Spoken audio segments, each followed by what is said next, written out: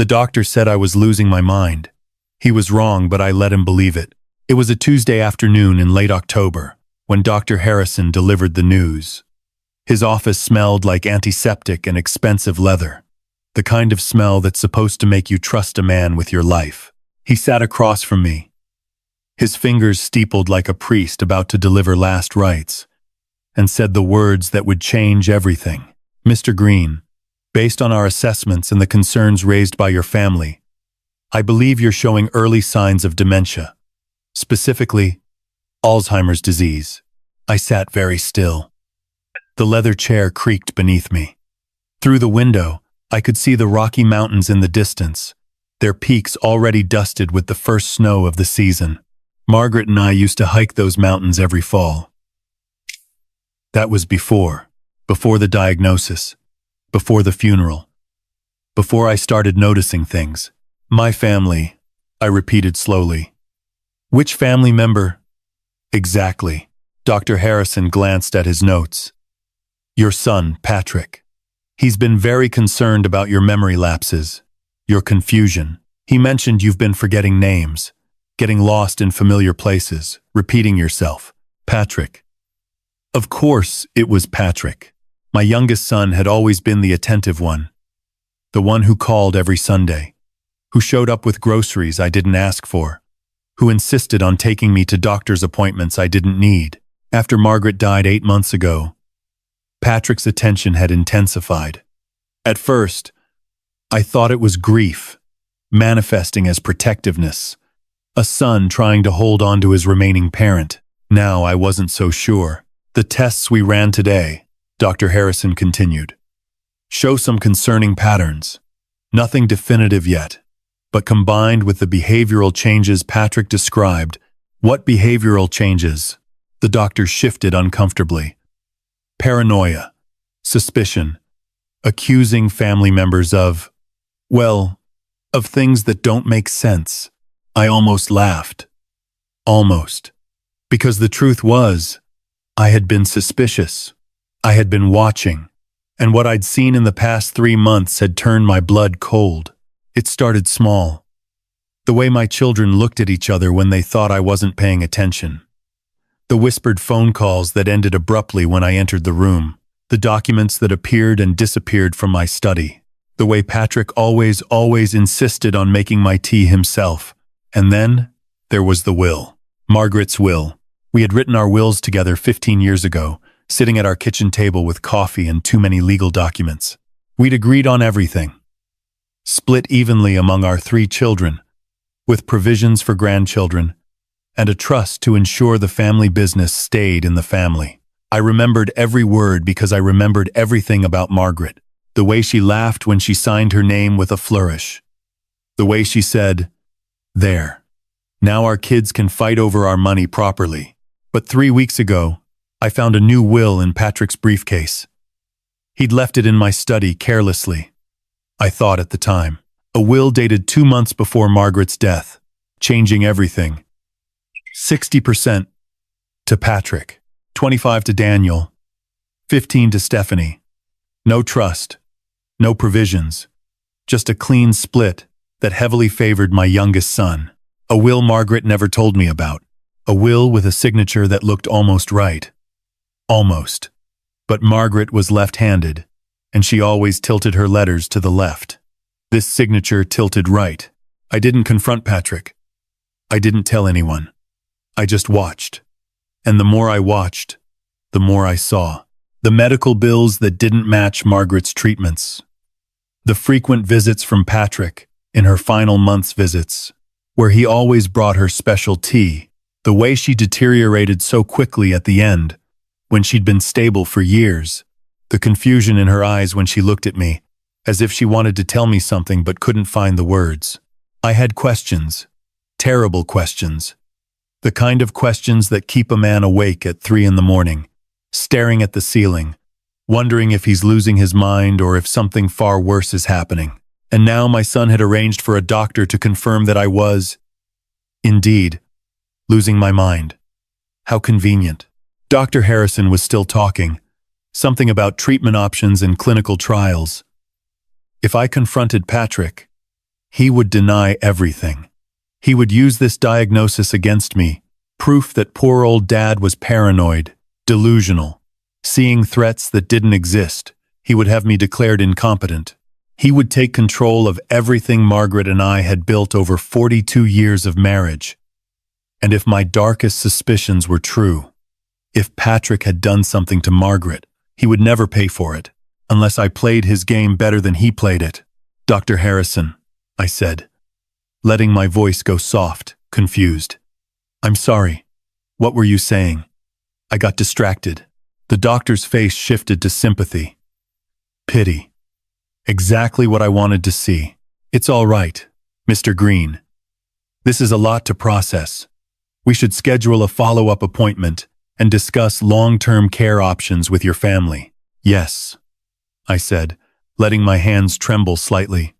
Yes, I think that would be good. Patrick will know what to do. He always takes such good care of me. Walking out of that office, I passed a mirror in the hallway. For a moment, I didn't recognize myself. The man staring back at me looked old, tired, broken, good. That was the man they needed to see. That night, I sat alone in the house Margaret and I had shared for 38 years. Her photograph smiled at me from the mantel, frozen in time, forever young. I raised my glass of whiskey to her image. I'm going to find out what happened to you, sweetheart, I whispered. Whatever it takes. If my children thought I was losing my memory, they would stop being careful. They would talk freely. They would make mistakes, and I would remember every single one. The hardest part wasn't pretending to forget. It was pretending not to see. 3 days after my diagnosis, I began my performance. I woke up that Sunday morning knowing my children would arrive for their weekly check-in, a tradition that had started after Margaret's funeral and felt less like love and more like surveillance with each passing week. I stood in front of the bathroom mirror, practicing. I let my jaw go slack, my eyes unfocused. I repeated my daughter's name wrong, Stephanie. No. Wait. Sarah? No. That's not right until it sounded natural. Confused. Pitiful. The man in the mirror looked lost. Perfect. Elena arrived at 8, as she had every morning for 20 years. She was 58 now, her dark hair streaked with gray, her hands still strong from decades of keeping this house alive. She'd come from Guatemala at 19, worked her way through night school, and become more family to Margaret and me than hired help. When Margaret was dying, Elena held her hand more than our own children did. Good morning, Mr. Green, she said, setting down fresh coffee. Then she paused, studying my face. You look tired. Bad dreams? I almost told her everything right there. Almost. But I couldn't risk it. Not yet. If Patrick suspected anyone was helping me, he might accelerate whatever plan he had in motion. Just a little confused this morning, I said, letting my voice waver.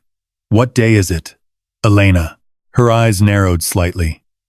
Elena was no fool. She'd watched me run a construction empire for 3 decades. She knew I could calculate lumber costs in my head faster than most men could use a calculator. But she said nothing. Just poured my coffee and replied gently, It's Sunday, Mr. Green. Your children are coming today. My children, I repeated, as if trying to remember who they were. Yes. Good. That's good. She watched me for a long moment, then nodded and retreated to the kitchen. I wondered how much she had seen that I hadn't. Patrick arrived first, at 11 sharp. He walked in without knocking. When had he stopped knocking? Carrying a paper bag from the organic grocery store downtown. Dad! He embraced me warmly, the way a loving son should. His cologne was expensive, his smile was perfect, and his eyes scanned the room like a predator checking for threats. How are you feeling? I brought your favorite tea. That herbal blend you like. The tea. Always. The tea. That's very kind of you, Peter, I said. Patrick's smile flickered. It's Patrick, Dad. Your son, Patrick. I blinked slowly, letting confusion wash over my face. Patrick. Of course. I'm sorry. I don't know why I said Peter. That was my father's name. He's been dead for 40 years. It's okay, Dad. Patrick's voice was soothing, but his eyes had changed.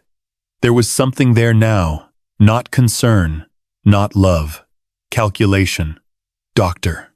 Harrison said there might be some confusion at first. It's totally normal. He went to the kitchen to make the tea. I heard him humming. Daniel and his wife Rachel arrived next, followed by Stephanie.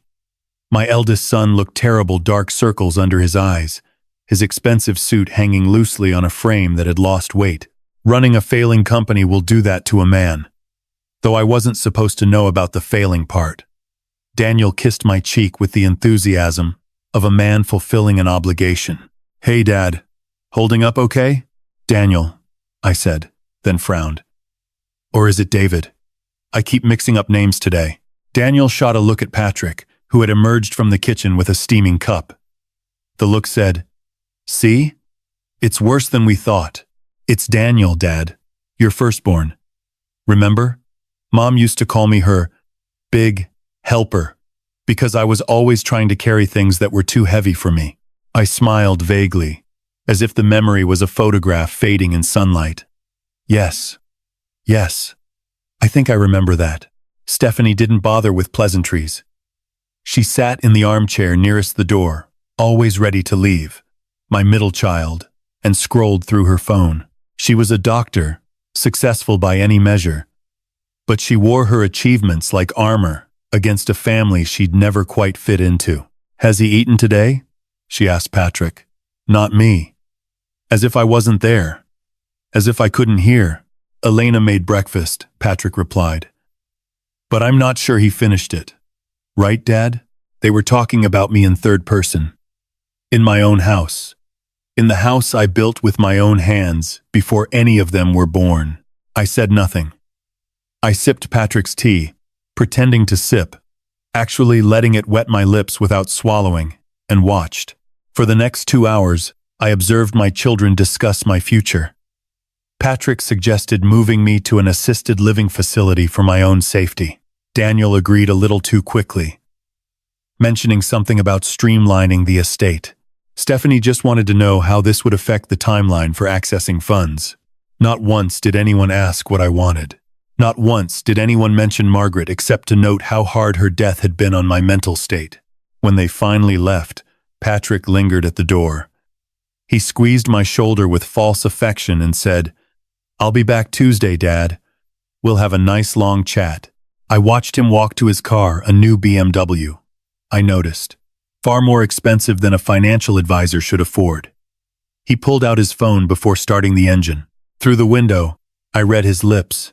Years of construction sites had taught me that skill. Too much noise. Too many machines. You learn to read what people are saying. He didn't even recognize me today. Patrick said into the phone. It's happening faster than we thought. He smiled as he said it. My son smiled. And in that moment, I knew. Whatever I suspected, whatever dark corner my mind had wandered into, it wasn't paranoia. It wasn't dementia. It was the truth. Patrick was waiting for me to disappear. And I was going to find out why. They gathered in my living room like vultures around a carcass. I was the carcass. 2 weeks into my performance, I had perfected the art of invisibility. I would sit in my armchair by the window, Margaret's favorite spot, and stare at nothing while my children talked about me as if I were already dead. They had stopped lowering their voices. They had stopped pretending. It was a Thursday evening when I heard them planning. I had told Patrick I was going to bed early. Tired, I mumbled, shuffling toward the stairs with the slow, uncertain gait I had practiced in front of mirrors. So tired these days. Of course, Dad, Patrick said warmly. Get some rest. We'll lock up when we leave.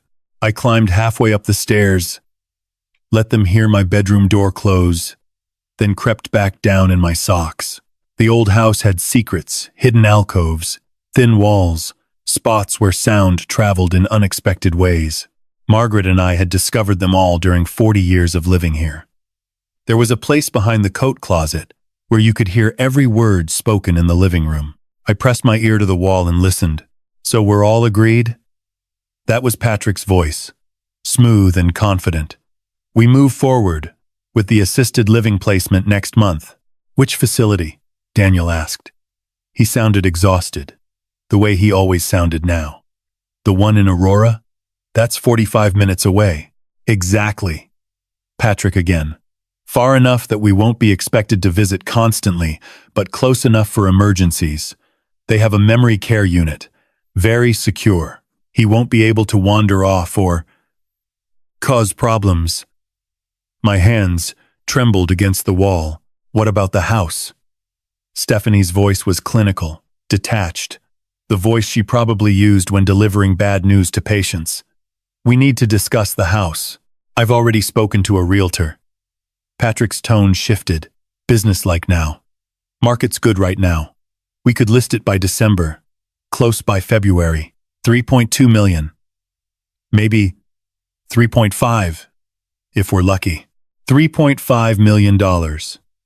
The house Margaret and I had built together.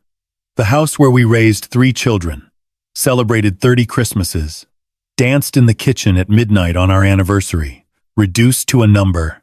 And the company shares? Daniel's voice cracked slightly. Dad still owns 42% of Green Construction. We'll need power of attorney first, Patrick said. Once the dementia diagnosis is officially documented, which Harrison is taking care of, we can petition the court. Dad clearly can't manage his own affairs anymore. One of us will need to step in. You mean you'll step in? Stephanie said. There was an edge to her voice I hadn't heard before. Something like resentment or fear. I'm the logical choice, Patrick replied smoothly.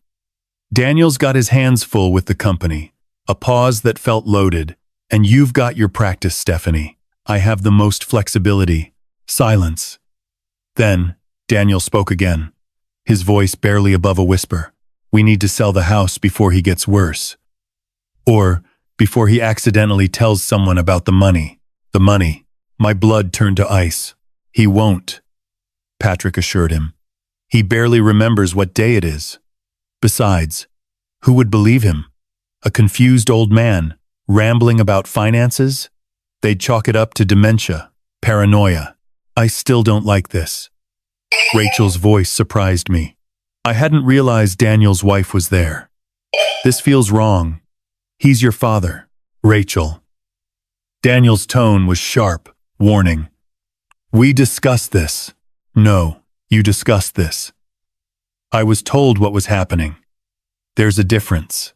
Maybe you should wait in the car, Patrick suggested. His voice had gone cold. The warmth he showed me was nowhere to be found. I heard footsteps, a door opening and closing. Rachel had left. She's a problem. She's not a problem. She's just sentimental. Patrick's voice had regained its composure. Once everything's settled, she'll come around. Everyone does when there's money involved. Speaking of money, Daniel cleared his throat. Patrick, I need to talk to you about the situation. The loan. They're asking questions. Not here, Patrick said quickly. Later. We'll handle it later. Later, Daniel. More silence. I could hear someone pouring a drink, the clink of glass, the slosh of liquid. My whiskey. My father's crystal decanter that I'd inherited 50 years ago. So we're agreed? Patrick asked again. Assisted living next month. House on the market by December. Power of attorney as soon as the paperwork clears. Agreed. Stephanie. Yeah. Daniel. Resigned. Defeated. Good. I'll handle the legal side. Stephanie, you make sure his medical records support the diagnosis. Talk to Harrison. Add whatever notes you need to add. Daniel, just keep things running at the company. Don't let it fall apart before we can sell Dad's shares. I'm trying, Daniel said. His voice broke. You have no idea what I'm dealing with. We all have our burdens. Patrick replied. The question is whether we're smart enough to lighten them. I stayed behind that wall for another hour. Long after they left. Long after the house fell silent. My legs cramped. My back ached, but I couldn't move. They were going to take everything, not just the money, though that was part of it. They were going to take my home, my company, my freedom. They were going to lock me away in some facility where I would shuffle down beige hallways and eat pureed food and slowly forget who I was. Except I wouldn't forget. That was the thing they didn't understand. I remembered everything. I remembered Margaret whispering to me in her final days, her hand cold in mine, her eyes full of something I'd mistaken for confusion.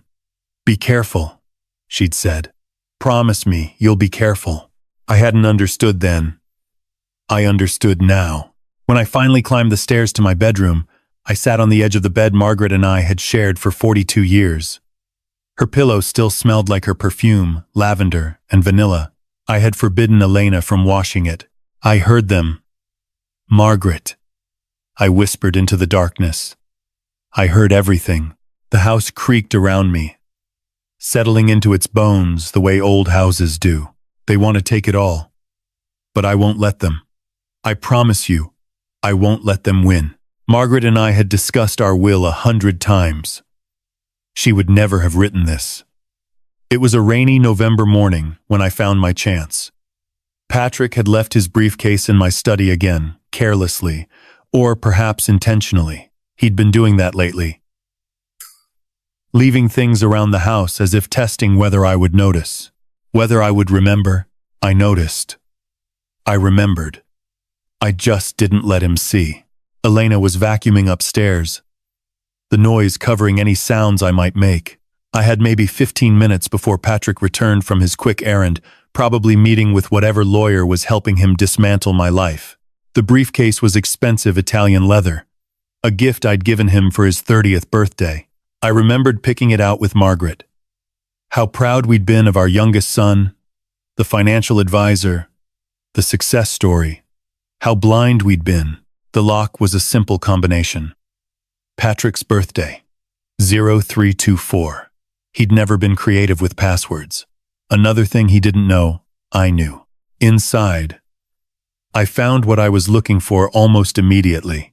The document was titled Last Will and Testament of Margaret Ellen Green. It was dated March 15th, 2 months before Margaret died. The paper was crisp, official, bearing the seal of a notary I didn't recognize. Everything looked legitimate. Everything except the truth. I pulled out my reading glasses, a prop I didn't actually need, but one that fit my performance, and studied every word. The will divided Margaret's portion of our joint assets as follows: 60% to Patrick David Green, 15% to Stephanie Marie Green. Now, more.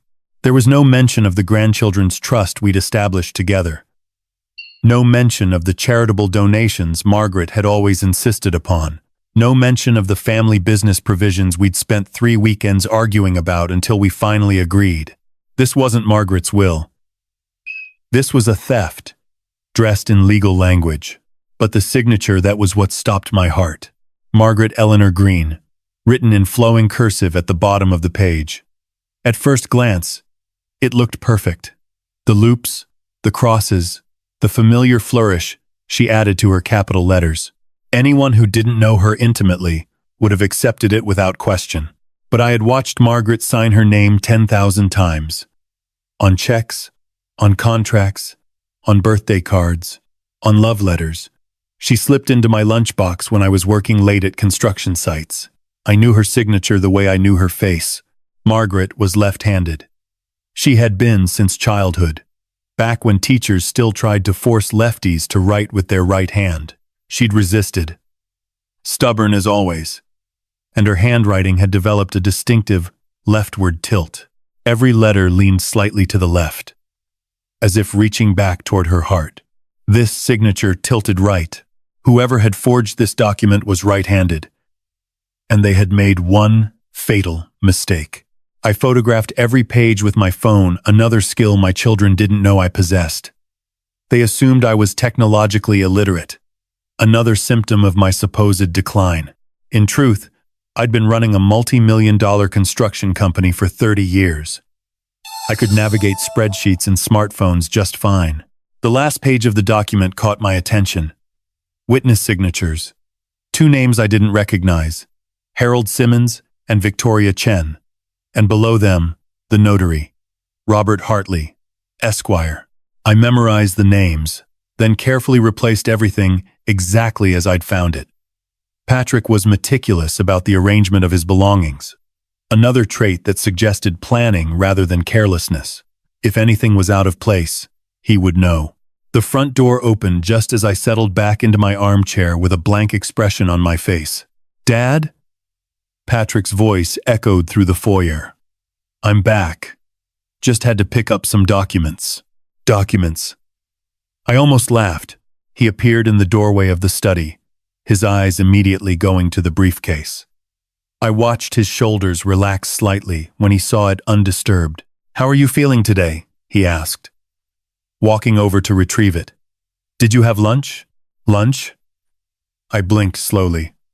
"What time is it?" "Almost 2, Dad." "Elena should have made you something." "Elena." I let the name hang in the air as if trying to place it. "The woman who cleans?" Patrick's smile widened. "That's right, Dad. The woman who cleans." He patted my shoulder with false affection, tucked the briefcase under his arm, and headed for the door. "I'll be back on Sunday. We're going to talk about your living situation, okay? Make some plans for the future." "The future?" I repeated vaguely. "Yes, that sounds nice." After he left, I sat motionless for a long time, staring at the rain streaming down the windows. Margaret used to love rainy days. She said they made the world feel quiet, like the earth was taking a deep breath. I thought about the woman I'd loved for 42 years, her laugh that sounded like wind chimes, her hands that could soothe any worry, her stubbornness that drove me crazy and kept me sane in equal measure. Someone had killed her. The thought crystallized in my mind like ice forming on a winter pond. I had suspected it before, but now, holding the evidence of forgery, I couldn't deny it any longer. Margaret hadn't just died. She hadn't succumbed to complications from diabetes, no matter what the death certificate said. Someone had ended her life deliberately, systematically, and then forged her signature to steal her legacy. And that someone had stood in my house today, patted my shoulder, and smiled at me with the face of my youngest son. I walked to the mantel where Margaret's photograph stood in its silver frame. She was 53 in that picture, taken on our anniversary trip to Florence. She was laughing at something I'd said, her eyes crinkled with joy. "I found it, sweetheart," I whispered. "I found the proof. Your signature, they got it wrong. You always did tilt to the left." The rain kept falling. The house kept its silence. But somewhere in that silence, I could almost hear Margaret's voice. "Keep looking, Walter. You're not done yet." She was right. I wasn't done. I was just getting started. Elena had been with us for 20 years. She knew things even I didn't. It was late on a Wednesday evening, 3 weeks into my performance, when Elena finally broke her silence. The house was quiet. Patrick had left hours ago, satisfied that his father was deteriorating on schedule. I was sitting in the kitchen, pretending to struggle with a crossword puzzle, when Elena set down her dish towel and pulled out the chair across from me. "Mr. Green," she said quietly. I looked up with the vacant expression I'd perfected. "Talk? About what, Elena? Did I forget to pay you again?" "I'm sorry. My memory isn't." "Stop." The word cut through the air like a blade. Elena's dark eyes were fixed on mine, and there was something in them I hadn't seen before. Not pity, not concern, knowledge. "I've known you for 20 years, Mr. Green. I watched you build an empire with nothing but your hands and your brain. I watched you calculate construction budgets in your head while businessmen fumbled with calculators. I watched you remember the birthday of every single employee at Green Construction, 347 people. She leaned forward, her voice dropping to barely above a whisper. "You don't have dementia. I don't know what game you're playing, but I know you're playing one." For a long moment, neither of us spoke. The refrigerator hummed, A clock ticked somewhere in the house. I weighed my options, calculated the risks, and made a decision. I let the mask fall. "How long have you known?" I asked, my voice clear and steady for the first time in weeks. Elena's shoulders relaxed slightly. "Since the second day. You called Patrick Peter, your father's name, but 3 days before that, you told me a story about your father that included 6 different dates, 2 addresses, and the exact price of the first house he ever bought in 1952. A man who remembers that doesn't forget his own son's name." I almost smiled. "Almost. You're right," I admitted. "I don't have dementia. Dr. Harrison's diagnosis is based on lies Patrick fed him, not actual symptoms. I know." Elena reached into her apron pocket and pulled out something small wrapped in cloth. "And I think I know why you're pretending." She unwrapped the cloth carefully, revealing a teacup. White porcelain with blue flowers, part of the set Margaret's mother had given us as a wedding gift. "Mrs. Green gave this to me," Elena said. 3 weeks before she died. She asked me to hide it, to keep it safe, to never let anyone know I had it." My heart began to pound. "Why?" "Because of what she told me." Elena's eyes glistened with unshed tears. She said, "Elena, if anything happens to me, don't trust the tea. Promise me you'll keep this cup. Promise me you'll give it to Walter when the time is right." The tea. Patrick's tea. "I didn't understand then," Elena continued. "Mrs. Green was sick, confused sometimes. I thought maybe she was being paranoid, but after she died, after I saw how quickly things changed, how Mr. Patrick started coming around more often, asking questions about the will, about finances, about your health." She pushed the cup toward me. "I kept it, Mr. Green. I never washed it. The last tea Mrs. Green drank from this cup, Mr. Patrick made it for her the afternoon before she went to the hospital for the last time." I stared at the cup as if it were a holy relic, or a murder weapon. "You think Patrick poisoned her?" I said. It wasn't a question. "I think Mrs. Green thought so." Elena wiped her eyes with the corner of her apron. She was scared in those last weeks, Mr. Green. Not of dying, she was too strong for that. She was scared of something else. Someone else. "Why didn't you tell me sooner?" "Because I wasn't sure. Because I had no proof. Because I thought maybe I was the one being paranoid." She shook her head. "But then you started acting confused. And Mr. Patrick started acting relieved. And I knew something was very wrong." I picked up the cup carefully, turning it in my hands. If there were traces of poison in this cup, arsenic, perhaps, something that accumulated slowly over time, a laboratory could find them. It wouldn't prove Patrick was the one who administered it, but it would prove Margaret was poisoned. It would prove my wife was murdered. "Elena," I said slowly, "I need to ask you something. And I need you to be completely honest with me. Anything." "Mr. Green, did Margaret ever refuse to drink the tea Patrick made?" Elena nodded slowly. "Toward the end, yes. She would pretend to drink it, then pour it out when he wasn't looking. She asked me to help her to distract Mr. Patrick so she could dump it in the sink. I didn't understand why, but he kept making it. Every visit, he insisted. Said it was a special herbal blend that would help her feel better." Elena's voice hardened. "She got worse after every visit. Mr. Green, I documented it. Dates, times, symptoms. I have it all written down."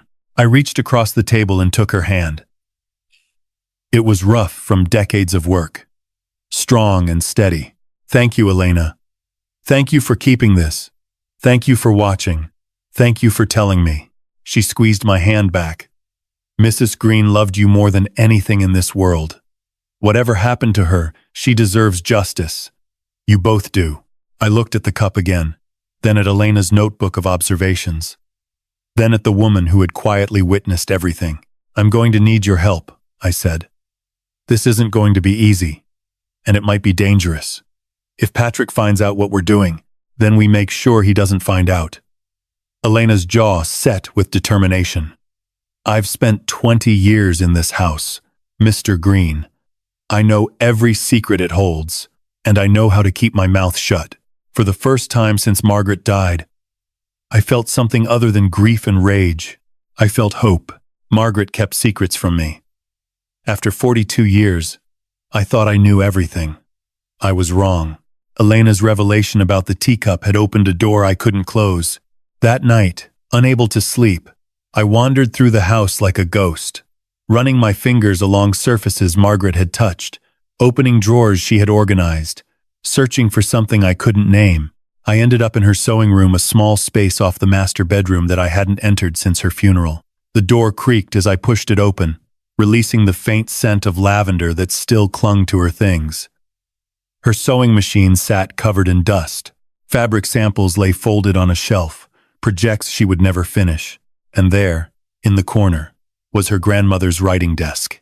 It was an antique, over 100 years old, with dozens of tiny drawers and hidden compartments. Margaret had inherited it when she was 23, and she'd treasured it ever since. I knew she kept personal things in there, old letters, photographs, recipes from her mother, but I had always respected her privacy.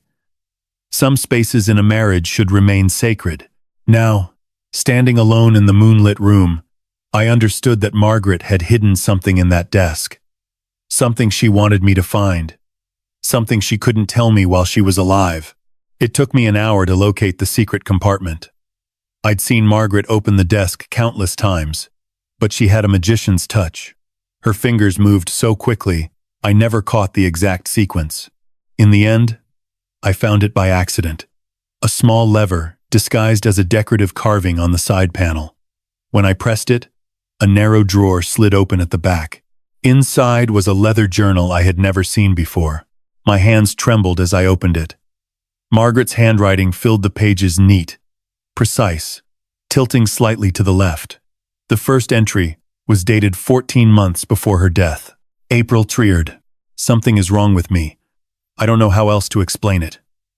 After Patrick's visit yesterday, I felt so weak I could barely climb the stairs. Walter thinks it's the diabetes, but this feels different. Like something is eating me from the inside. I turned the page. April 17th. Patrick came again today. He always brings that special tea, says it's good for my blood sugar. I drank 2 cups to be polite. By evening, I could barely hold a pen. My hands were tingling, my stomach cramping. I told Walter it was just a bad day. But I'm starting to wonder. May 8th. I looked up my symptoms online today. Fatigue, nausea, tingling in extremities, stomach pain, hair falling out more than usual. The search results scared me. I don't want to believe it. I can't believe it. He's my son. My vision blurred. I wiped my eyes and kept reading. May 22nd. I pretended to drink the tea today but poured it out when Patrick went to the bathroom. I felt better by evening than I have in weeks. Coincidence? I pray it's coincidence. June 5th. I asked Elena to help me. She doesn't understand why, but she's loyal. She distracts Patrick while I dump the tea. It's exhausting, this performance, but I feel stronger on the days I don't drink it. The pattern is undeniable now. June 19th. I found something in Patrick's bag. A receipt from a chemical supply company. Why would a financial advisor need chemicals? I wanted to show Walter, but I couldn't. How do you tell a man his son might be poisoning his wife? How do you destroy a family with suspicions you can't prove? July 3rd. I'm so tired. I slipped up yesterday. Patrick caught me before I could dump the tea. I had to drink it in front of him. He watched me swallow every drop with this strange smile on his face. I've never seen that smile before. It frightened me. July 15th. I wrote a new version of my will today, in secret, and gave it to Harold Simmons, my college roommate's husband. The real one. Patrick doesn't know about it. If anything happens to me, the truth will come out. Patrick will get nothing. Nothing. I stopped breathing. A second will. A real will. One that Patrick didn't know about. Harold Simmons, the name on the forged document. Patrick must have somehow discovered Margaret's secret will, found out about Harold, and created a forgery using the same witness names to add legitimacy. But if the real will still existed, I turned to the final entries. The pages wrinkled as if they'd been dampened by tears. July 28th. I feel weaker every time Patrick visits. I don't think it's the diabetes anymore. I'm scared, Walter. I'm so scared. I want to tell you everything, but I don't know how. I don't want to hurt you. I don't want you to know what our son has become. August tweened. If you're reading this, my darling Walter, it means I'm gone. It means the worst has happened. I'm sorry I kept this from you. I was trying to protect you from the truth, but now you need to know. Patrick is not the man we raised. Something went wrong somewhere, and I don't know when or how, but I know what he's doing to me. I know why. Find the real will. Harold Simmons has it. 742, Oakwood Lane, Boulder. Tell him the password. Lighthouse. He'll understand. And Walter, be careful. If Patrick did this to me, he'll do it to you. Don't trust the tea. Don't trust his smile. Don't trust anything. I love you. I have loved you since the moment you asked me to dance at my sister's wedding, 43 years ago. That will never change, not even in death. Find the truth, my love. And when you do, make him pay. Forever yours. Margaret. I closed the journal and held it to my chest. Tears streamed down my face, silent and hot. Margaret had known. She had known for months that our son was killing her, and she had suffered alone, protecting me from the horror of it. I found it, sweetheart. I whispered into the darkness. I found your diary. I know everything now. The room was silent. The moonlight had shifted, casting long shadows across Margaret's abandoned sewing projects. I promise you, I said. Patrick will pay for what he did. If it's the last thing I do. I wasn't a detective. I was a builder. But patterns are patterns, whether in blueprints or in poison. The morning after finding Margaret's diary, I spread everything across the dining room table like evidence in a crime scene. Elena stood beside me, her notebook open, her face grim with determination. We need to be systematic, I said. If we're going to prove Patrick did this, we need more than suspicions. We need facts, data, a pattern so clear that no one can deny it. Elena nodded. Where do we start? With your notes. Tell me every date Patrick visited in the last 14 months of Margaret's life. For the next 3 hours, we built a timeline.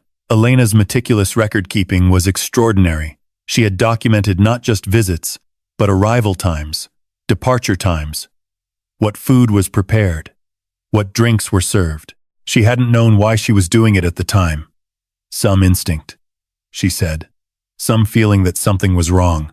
I cross-referenced her notes with Margaret's diary entries. The correlation was devastating. Look at this, I said, pointing to a chart I'd drawn on a legal pad.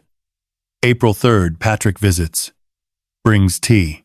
April 4th, Margaret writes that she's exhausted, can barely climb stairs. April 17th, Patrick visits again. 2 cups of tea. April 18th, Margaret can barely hold a pen. Elena traced her finger down the chart. It's the same every time, every single time. I pulled up my laptop, another skill my children didn't know I possessed, and searched for arsenic poisoning symptoms. The results made my blood run cold. Fatigue. Check. Nausea. Check. Tingling in extremities. Check. Stomach cramps. Check. Hair loss. Check. Confusion and memory problems. Check. Arsenic poisoning is slow, I read aloud. In small doses, it accumulates in the body over time. Symptoms can mimic other conditions, diabetes complications, chronic fatigue, even early dementia. It can take months or years to kill someone, and unless doctors are specifically looking for it. Elena's face had gone pale. Mrs. Green's doctors blamed her diabetes for everything. Because they weren't looking for poison. Why would they? She was an elderly woman with a chronic condition. Natural decline. Expected deterioration. I slammed my fist on the table. It was the perfect murder. I pulled out a calendar and began marking dates. Every visit from Patrick. Every entry in Margaret's diary. Every day, Elena remembered Margaret feeling particularly ill. The pattern emerged like a photograph developing in a dark room. Patrick visited an average of twice a week for 14 months. That was approximately 120 visits. Margaret documented feeling worse after roughly 112 of them. The 8 exceptions were days when she had successfully avoided drinking the tea. 112 doses, I said quietly. He poisoned her 112 times. Elena wiped her eyes. How could he do this? She was his mother. She changed his diapers. She sat up with him when he had nightmares. She paid for his college, his first apartment, I don't know. My voice cracked. I don't know how he became this person. I don't know when we lost him. But I know what he did, and I know he's going to pay for it. I returned to my laptop and researched arsenic more thoroughly. The information was disturbing, but useful. Arsenic could be purchased legally in various forms: rat poison, certain pesticides, even some industrial chemicals. A financial advisor with connections could easily obtain it without raising suspicion. The lethal accumulated dose varied by person, but typically ranged from 100 to 300 milligrams over time. Margaret weighed 132 pounds when she died. She had always been slender, delicate. It wouldn't have taken much. There's another thing, I said, remembering a detail from Margaret's diary. She mentioned a receipt from a chemical supply company.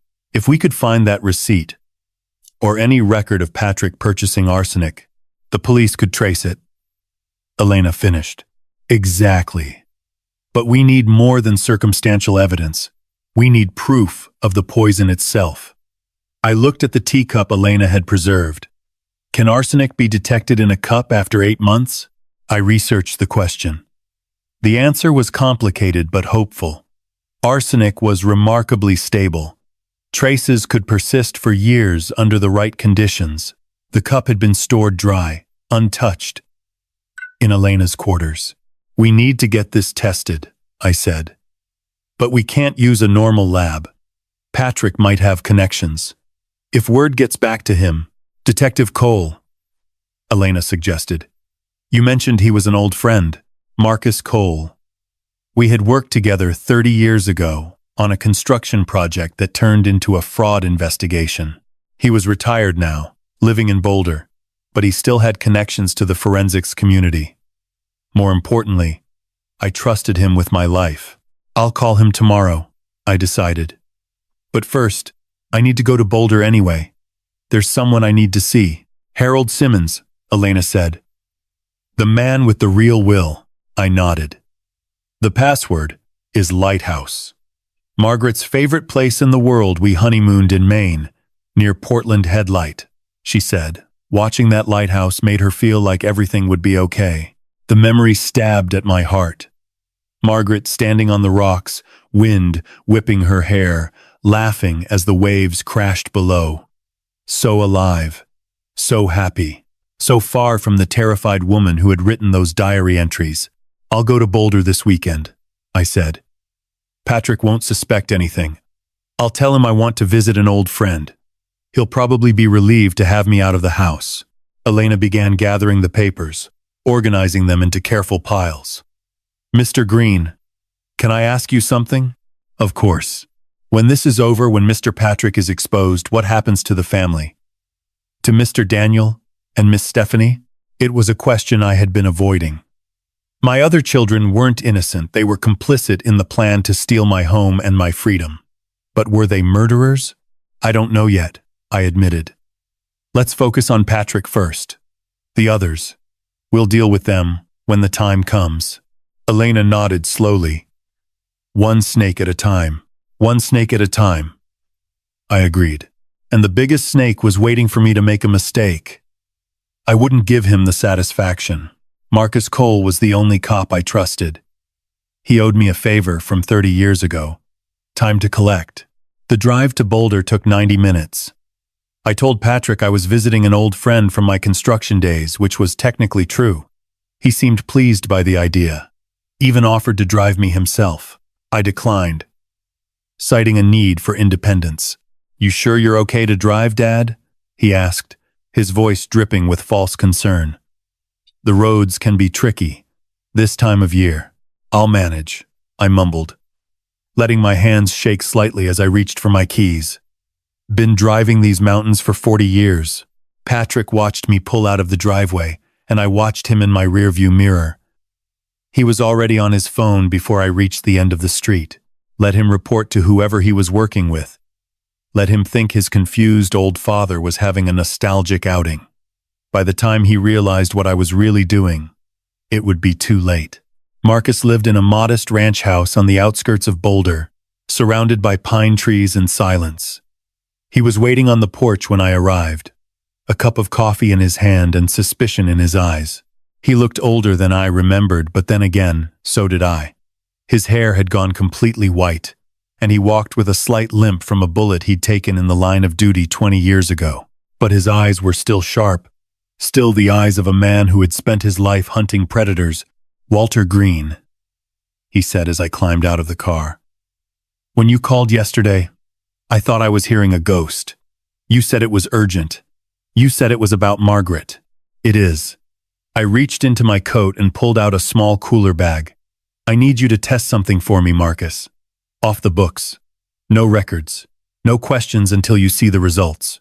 He raised an eyebrow but took the bag. "What's inside?" "A teacup. The last cup of tea my wife drank before she died. I have reason to believe it contains arsenic." Marcus went very still. The mountain wind rustled through the pines, carrying the scent of snow. "Arsenic," he repeated slowly. "Walter, that's a hell of an accusation. Margaret died of complications from diabetes. I sent flowers to the funeral. I know what the death certificate says. I also know it's wrong." I pulled out Margaret's diary and Elena's notebook. "Can we go inside? This is going to take a while." For the next 2 hours, I laid everything out on Marcus's kitchen table. The diary entries, the pattern analysis, the forged will with the wrong-handed signature, Elena's observations, the receipt Margaret had mentioned in her diary. Marcus listened without interrupting, his face growing darker with each revelation. When I finished, he sat back in his chair and let out a long breath. "Jesus Christ, Walter, you're telling me your own son poisoned his mother for money? That's exactly what I'm telling you. And you've been pretending to have dementia for how long now? 5 weeks. Long enough to confirm my suspicions. Long enough to gather evidence." Marcus shook his head slowly. "You always were a stubborn bastard. Remember that construction site in '87? The one where we found the contractor was embezzling funds? I remember. You said I was crazy for following a hunch, and you were right." He picked up the cooler bag, examining it. "If I test this cup and find arsenic, you understand what happens next? This becomes a murder investigation. Your son, all your children will be scrutinized. Your family will be torn apart." "My family is already torn apart, Marcus. Patrick just hasn't realized it yet." He nodded slowly. "I know a forensic toxicologist at CU Denver. Retired, like me. But she still has access to equipment. Owes me a few favors. I can get this tested within a week. Completely off the radar. Thank you." "Don't thank me yet." Marcus leaned forward, his expression grave. "If you're right about this, Walter, you're in danger. If Patrick killed Margaret for her money, he won't hesitate to do the same to you. You're worth more to him dead than alive." "I know. Then why the hell are you still living in that house? Why haven't you gone to the police already?" "Because I don't have enough proof yet. The diary is compelling, but it's circumstantial. The forged will suggests fraud, not murder. Even the teacup, if it tests positive, only proves Margaret was poisoned. It doesn't prove Patrick did it. So what's your plan?" I took a deep breath. "I'm going to make him confess. On camera. In front of witnesses. I'm going to give him enough rope to hang himself, and then I'm going to watch him swing. Marcus studied me for a long moment. That's a dangerous game, Walter. What if he figures out you're not really sick? What if he decides to speed up his timeline? Then I'll deal with it. But I won't let him get away with what he did to Margaret. I can't. No. Marcus agreed quietly. I don't suppose you can. He walked me to the door, the teacup cooler tucked under his arm. Before I left, he put a hand on my shoulder. Walter, I need to ask you something, and I need you to answer me honestly. Go ahead. If the evidence proves Patrick killed Margaret, if it comes down to it, can you really do this? Can you send your own son to prison for the rest of his life? The question hung in the air between us. I thought about Patrick as a baby, sleeping in my arms. Patrick as a boy, laughing as I pushed him on the swing set. Patrick as a young man, shaking my hand at his college graduation. Then I thought about Margaret, wasting away in a hospital bed, too weak to tell me the truth. Margaret, dying alone with her terrible secret. Margaret, whose last written words were a plea for justice. He stopped being my son the moment he killed his mother, I said. What's left is just a monster wearing his face. Marcus nodded slowly. I'll call you when I have the results. Thank you, Marcus. For everything. Just be careful, Walter. Monsters bite back. I drove away from Boulder with the weight of the world on my shoulders and a flicker of hope in my chest. The trap was being set. Now, I just had to survive long enough to spring it. My eldest son built his empire on my foundation. I didn't know he'd also built it on lies. A week after my trip to Boulder, I discovered the truth about Daniel. It happened by accident, or perhaps by fate. Patrick had taken me to a doctor's appointment, another performance of confusion and decline, and we stopped at a coffee shop downtown on the way home. Patrick excused himself to take a phone call, leaving me alone at a corner table with my untouched latte. I was staring out the window, practicing my vacant expression, when I saw Daniel walk past on the sidewalk. He didn't notice me. He was too focused on the man beside him. A large, bald man in an expensive suit who walked with the confidence of someone used to being feared. They stopped just outside the coffee shop window, their conversation animated and tense. I couldn't hear them through the glass, but I could read their body language. Daniel was pleading. His shoulders were hunched, his hands raised in supplication. The bald man was unmoved, his arms crossed, his face cold. Then the bald man leaned close and said something that made Daniel flinch. He actually flinched. My 6'2" son who had played linebacker in college, who had never backed down from a fight in his life. I pulled out my phone and pretended to struggle with it, another prop in my performance, while actually recording the scene through the window. The camera captured Daniel nodding frantically, the bald man patting his cheek in a gesture that was more threat than affection.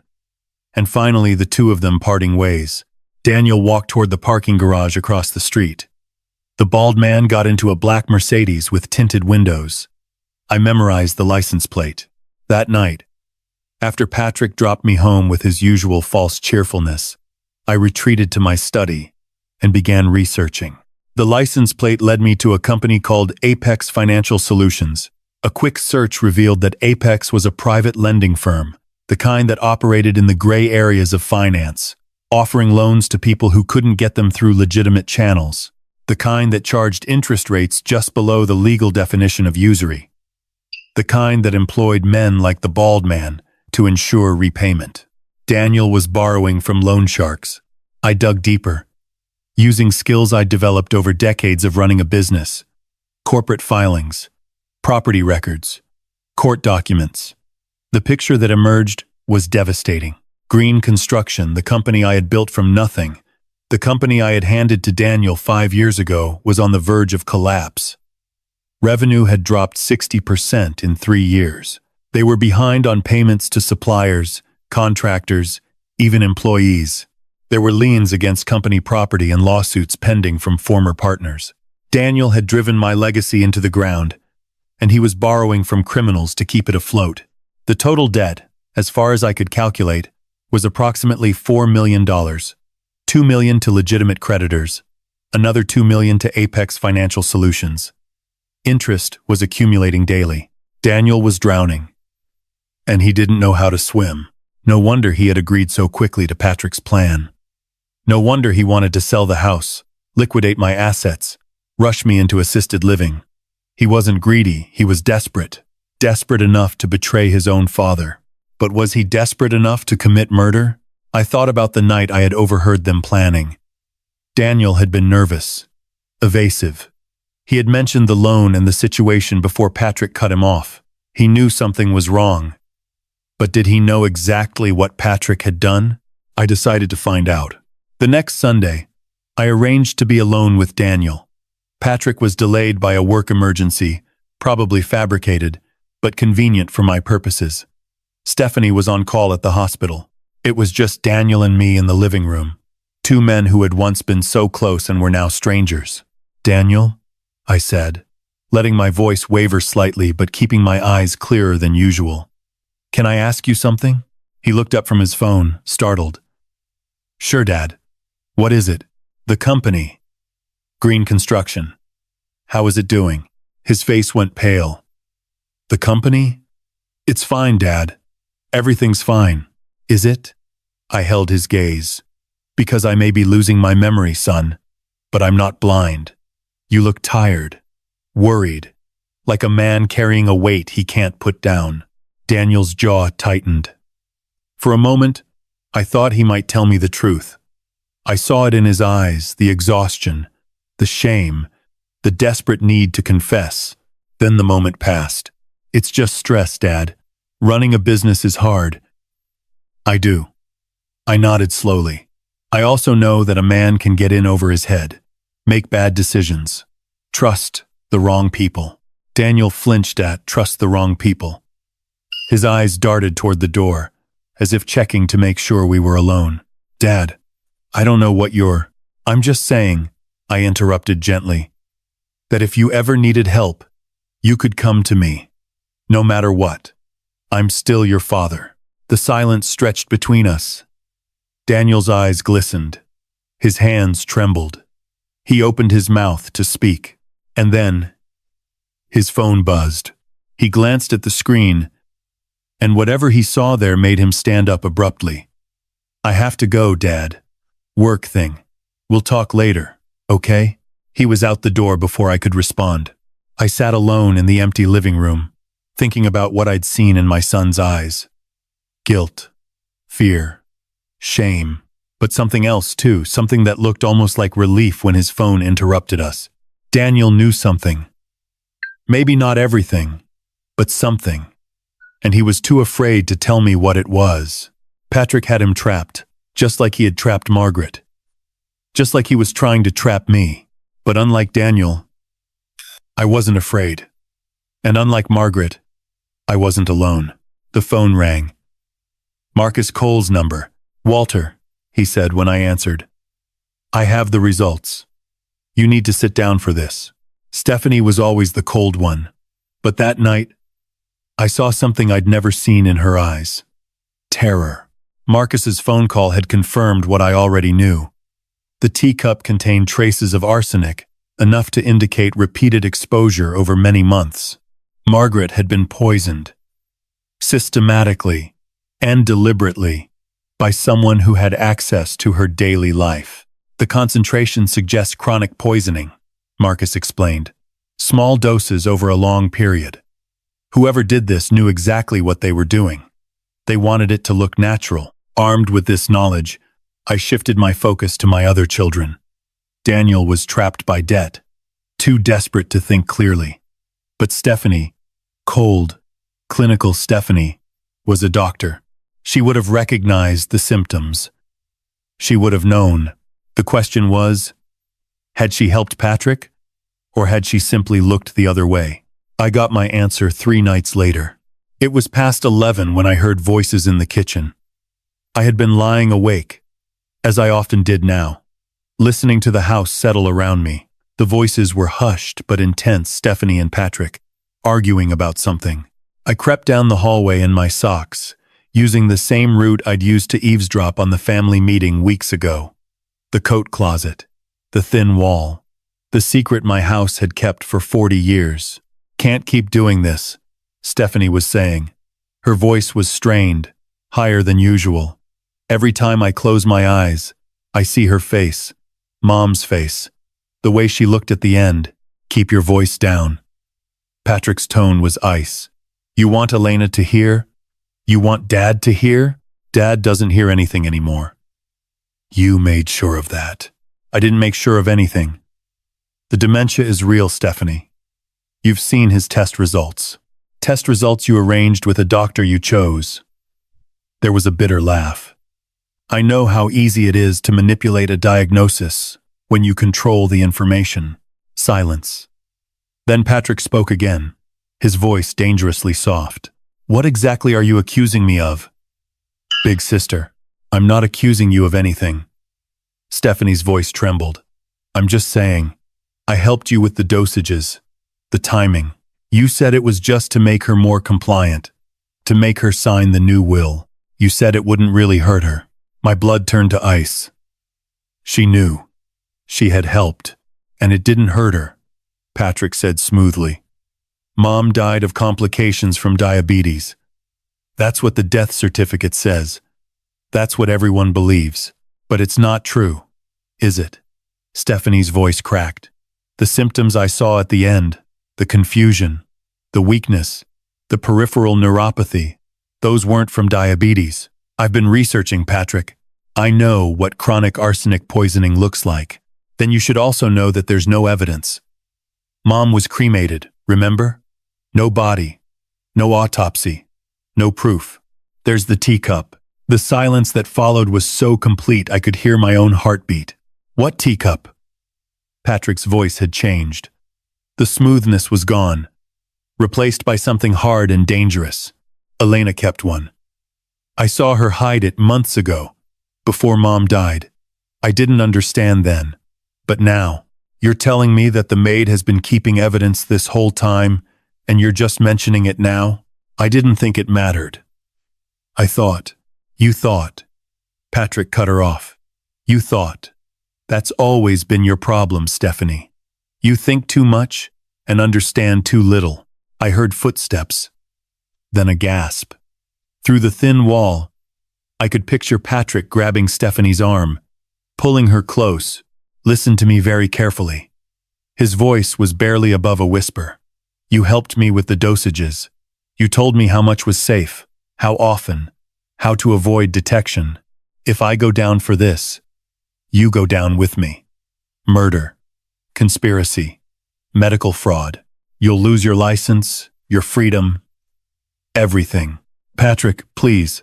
So here's what's going to happen. You're going to find that teacup and destroy it. You're going to keep smiling at family dinners and pretending everything is fine.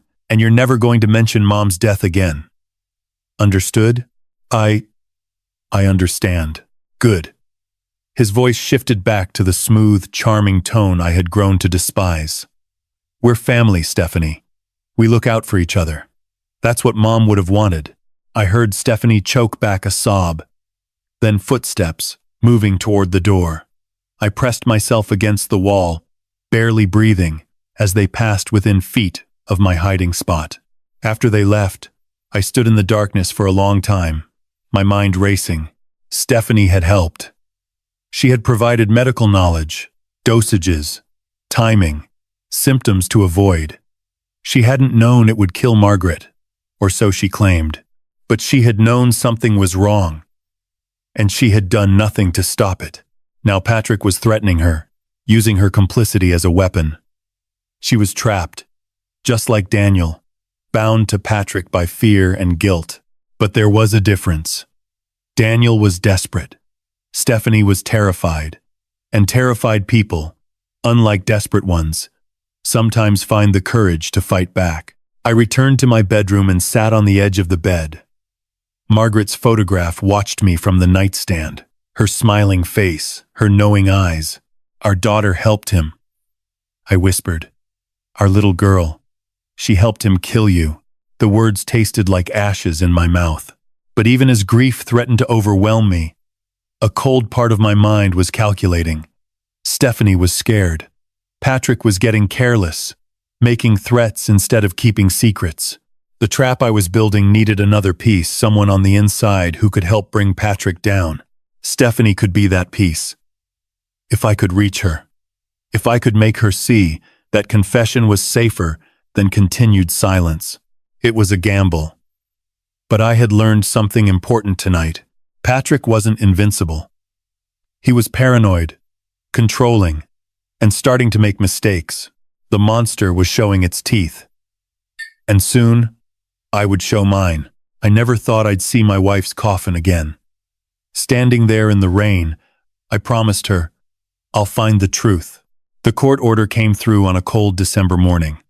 Marcus had worked his contacts, called in favors, presented the evidence I'd gathered to a sympathetic judge, the teacup analysis, the diary entries, the pattern documentation, the forged will.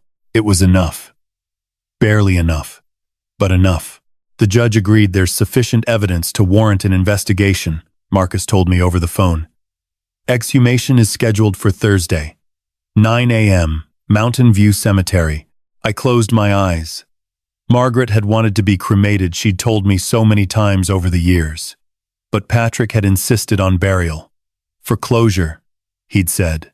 So, we have somewhere to visit her. Now I understood why. Cremation destroyed evidence. Burial preserved it. Patrick had been so confident in his plan, so certain that no one would ever suspect, that he'd chosen the option that could eventually condemn him. His arrogance would be his downfall. Thursday arrived gray and bitter, the sky heavy with clouds that promised snow. I drove to Mountain View alone, telling Elena I needed to do this by myself. She understood. The cemetery was quiet except for the rumble of machinery. A yellow excavator sat beside Margaret's grave, its mechanical arm poised like a surgeon's hand above the earth. Workers in hard hats stood nearby, their faces grim. Marcus was there too. Along with a woman I didn't recognize, the forensic pathologist who would examine Margaret's remains. Mr. Green. Marcus approached me, his expression somber. You don't have to be here for this. We can handle it. Yes, I do. I looked at the headstone I had chosen 8 months ago. Margaret Ellen Green, beloved wife and mother, 1959 to 2024. Forever in our hearts. I need to see this through. The excavation took nearly 2 hours. I stood in the rain the entire time, refusing the umbrella Marcus offered, letting the cold water run down my face like tears I couldn't shed. With each scoop of earth, I thought about Margaret. Her laugh, her strength, her final days of suffering. When the coffin finally emerged from the ground, I felt something break inside me. The polished mahogany was stained with mud, the brass handles tarnished by months in the wet earth. This box contained what remained of the woman I had loved for 42 years. The woman who had been taken from me by our own son. We'll transport it to the medical examiner's facility, the pathologist said quietly. She was a small woman, with kind eyes and steady hands. The analysis will take approximately 72 hours. We'll test for arsenic, other heavy metals, and any unusual compounds. How certain can you be? I asked. After 8 months in the ground? Arsenic is remarkably persistent, she explained. It accumulates in hair, nails, and bone tissue. Even after significant decomposition, we can detect chronic exposure with high accuracy. If your wife was poisoned over a period of months, the evidence will be there. 72 hours. 3 days of waiting. 3 days of pretending to be a confused old man while my wife's body was examined for proof of murder. I returned home to find Patrick waiting in the living room. Dad. He stood up quickly, concern etched on his face. Where have you been? Elena said you left early this morning. I was worried. I went for a drive. I let my voice waver, my eyes unfocus. Wanted to visit. Someone. Can't remember who now. Patrick's eyes narrowed slightly. You drove? By yourself? Dad, we talked about this. It's not safe. I know. I miss her, Patrick. Your mother. I wanted to feel close to her. His expression softened, or at least he made it appear to soften. I understand, Dad. I miss her too. But you need to let us take care of you. That's what family is for. Family. The word tasted like poison. I'm tired, I said, shuffling toward the stairs. Think? I'll lie down. Good idea. I'll have Elena bring you some tea. I stopped, turned slowly. Your favorite herbal blend. It'll help you relax. I looked at my son, this stranger wearing my son's face, and forced a smile. That sounds nice. Thank you, Patrick. In my bedroom, I locked the door and poured the tea down the bathroom sink. Then I sat on the bed and waited. The next 3 days were the longest of my life. I maintained my performance, shuffling through the house, forgetting names, staring blankly at television programs. Patrick visited twice. Each time bringing tea, I pretended to drink. Daniel called once, his voice strained with worry about me or about his debts. I couldn't tell. Stephanie didn't call at all. Elena and I communicated in whispers, in notes passed like schoolchildren, in meaningful glances across rooms. She was my lifeline, my anchor in a sea of deception. On the third night, my phone buzzed at exactly 11:47 p.m. I slipped out of bed and retreated to the bathroom, turning on the exhaust fan to mask my voice. Marcus, what did you find? There was a pause. When he spoke, his voice was heavy with something I recognized. Sorrow. Arsenic levels in her hair and nail samples were 15 times the normal concentration. The accumulation pattern indicates consistent exposure over a period of 12 to 14 months. Walter. He paused. Margaret was murdered. There's no doubt about it. I gripped the edge of the sink, my knuckles white. The pathologist is preparing her official report, Marcus continued. Combined with the other evidence, the diary, the teacup, the forged, will we have enough to open a formal investigation, possibly enough for an arrest? When? I'm meeting with the district attorney tomorrow. If she agrees, we could move within a week. 1 week. 7 days until Patrick faced justice. 7 days until the monster was caged. Thank you, Marcus. I whispered. Thank you for believing me. Don't thank me yet, Walter. The hard part is still coming. He was right. The evidence was gathered. The trap was set. Now came the most dangerous part. Springing it without getting killed. The call came at 6:47 a.m. Marcus didn't say hello. He just said, "You were right, Walter.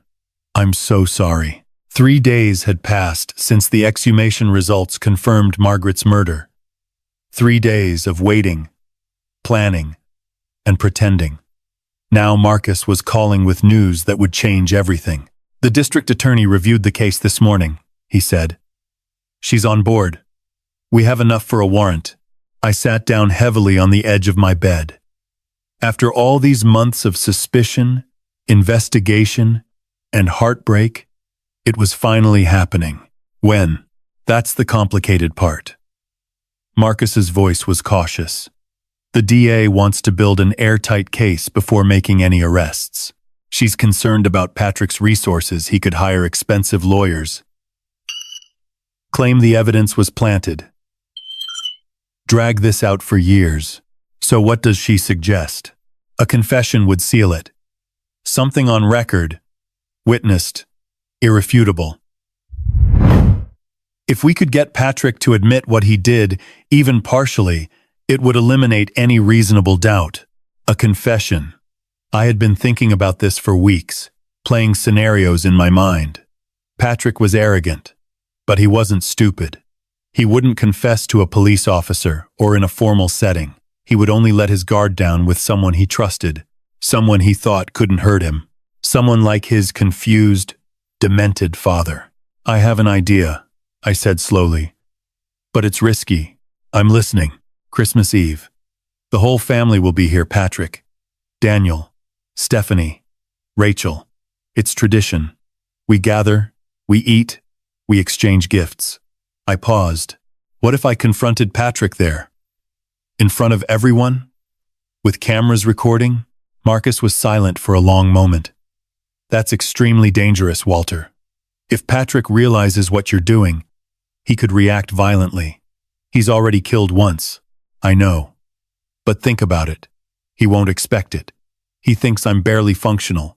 And if I have witnesses, family members who hear him admit what he did, it becomes impossible to deny.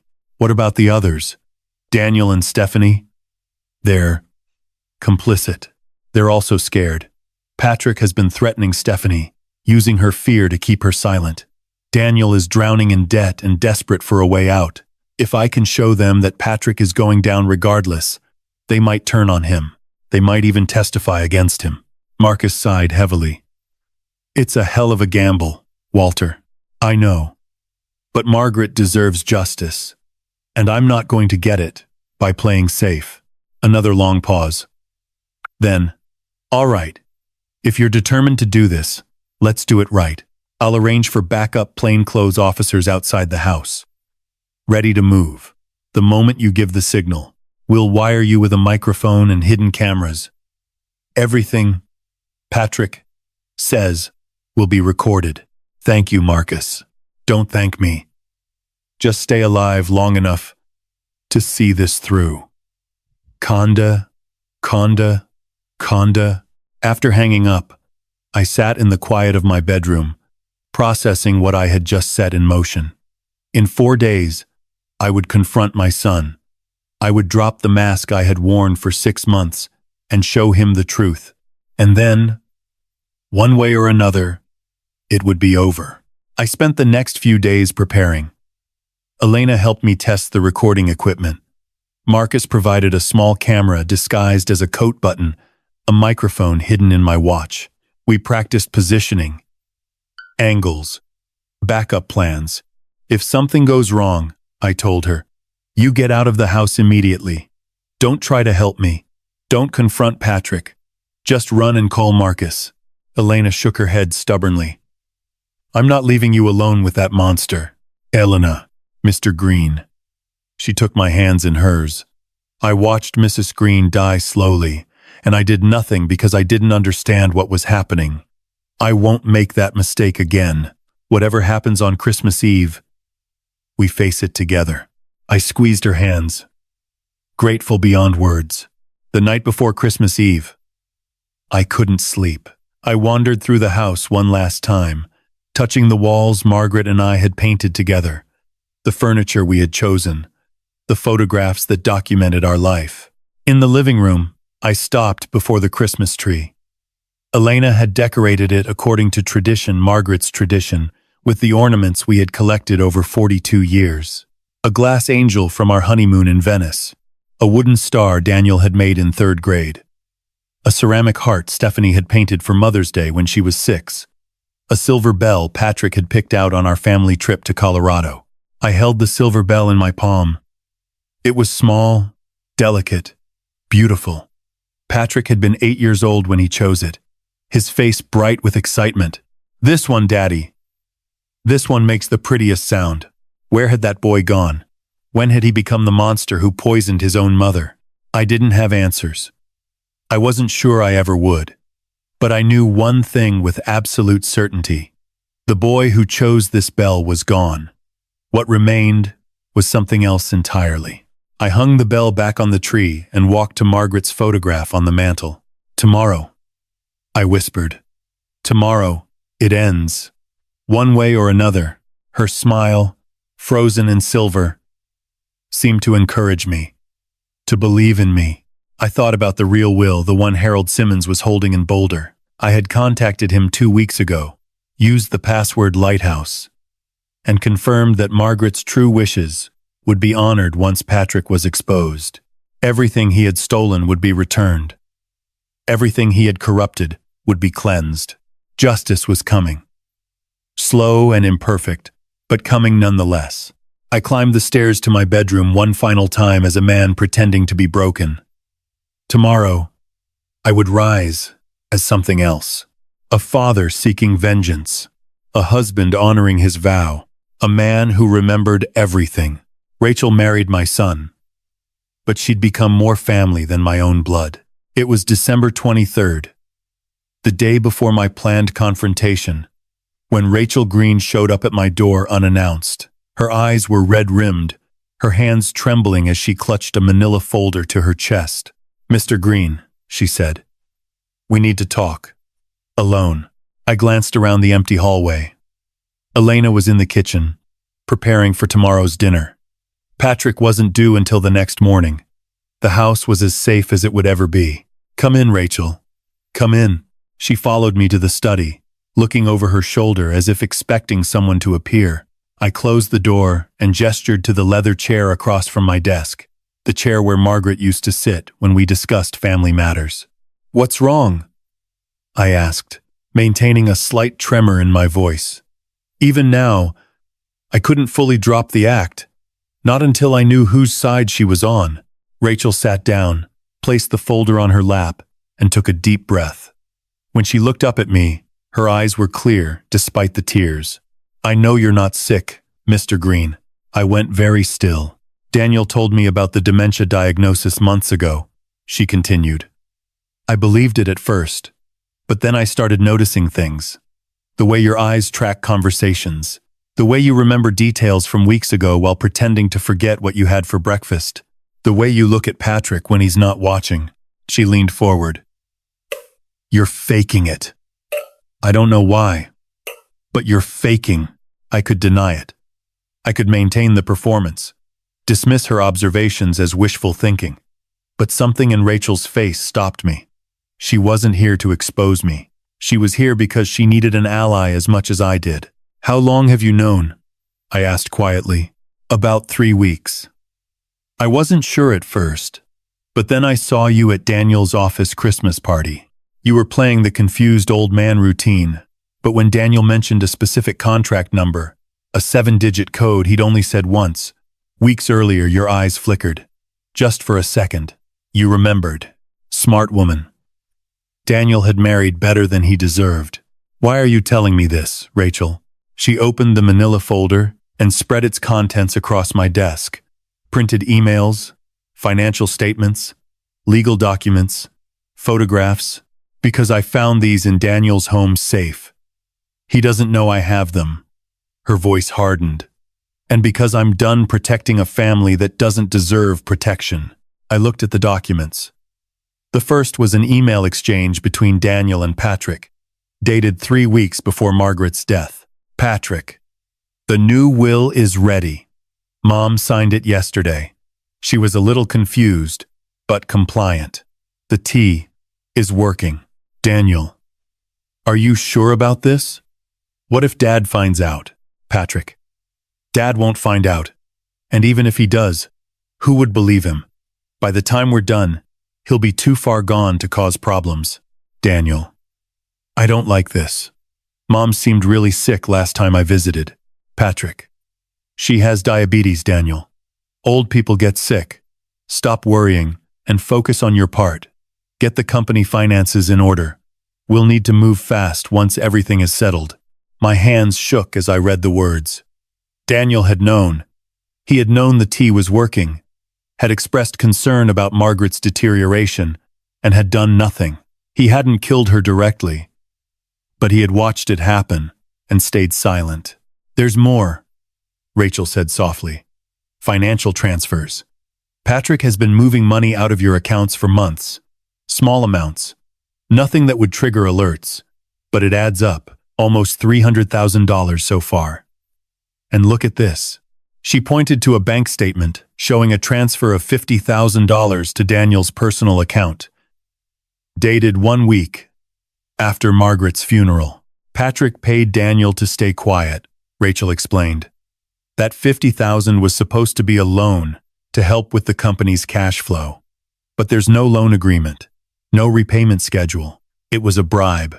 I stared at the evidence, irrefutable proof that both my sons had conspired against their mother, against me. Patrick as the architect, Daniel as the silent accomplice. "Why are you showing me this, Rachel?" I asked again. "Daniel is your husband. Daniel was my husband." Her voice cracked. "The man I married wouldn't have let his mother die for money. The man I married had integrity, principles. I don't know who he is anymore." but he's not the man I loved. She wiped her eyes fiercely, refusing to let the tears fall. I'm leaving him after the holidays. I've already contacted a divorce lawyer, but before I go, I want to make sure justice is served. For Mrs. Green, for you. She met my eyes. And for the man Daniel used to be, before Patrick corrupted him. I reached across the desk and took her hand. Thank you, Rachel. You have no idea what this means. Will it help? With whatever you're planning? I nodded slowly. It will help enormously. These documents prove conspiracy. They prove Daniel and Patrick discussed the will, the tea, my mental deterioration, combined with the other evidence we've gathered. Other evidence? I made a decision. Rachel had risked everything to bring me this. She deserved the truth. For the next hour, I told her everything. The teacup, the diary, the arsenic testing, Marcus Cole, the exhumation, the Christmas Eve plan. When I finished, Rachel was pale but resolute. What can I do to help? Tomorrow night, stay close to Daniel. Watch his reaction when I confront Patrick. If he tries to run, if he tries to help Patrick escape, I'll stop him, Rachel said firmly. I'll keep him there. It could be dangerous. I know. She stood, gathering the documents back into the folder. But some things are worth the risk. Mrs. Green was kind to me when no one else was. She deserves justice. She handed me the folder. Give them hell, Mr. Green.